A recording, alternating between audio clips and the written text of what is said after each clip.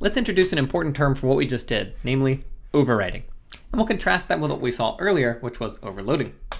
So what is overriding? Well, it's a pretty simple idea. If we have a subclass, like say A-list, and it has a method, say add last item, with the exact same signature as in the superclass, so here the superclass is list61b, then we say that add last item in the A-list class overrides add last in the superclass list61b. Or for short, we can just say that A-list overrides add last. Okay? So overriding, fairly intuitive idea.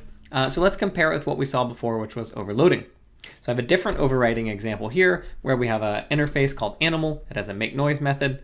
Pig has a make noise method with the exact same signature. So pig overrides make noise.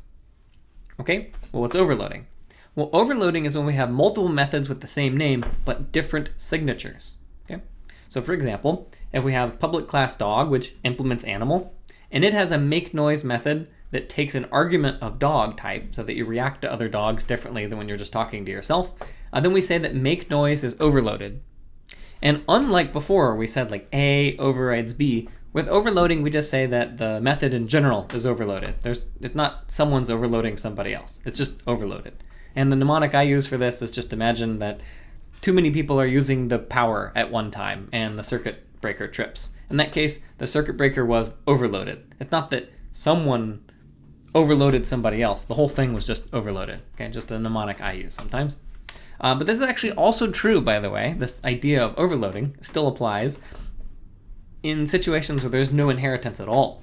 So for example, in the math class, there are two methods called abs for absolute value, one for integers and one for double. And in that case, we also say that abs is overloaded. Okay. So overriding is something that only applies to inheritance relationships and only when you have the exact same method signatures. Overloading happens in all kinds of places, and it's anytime you have two methods that have the same name but different signatures. Okay. So now that we understand what overriding is, I will introduce to you another somewhat funny piece of syntax, which is in 61b, anytime we have a method which is overriding, then we'll use the override annotation. So if we go to our code, let's see, here we go. So any method in a list that overrides something from the list interface, we will add a tag that is override.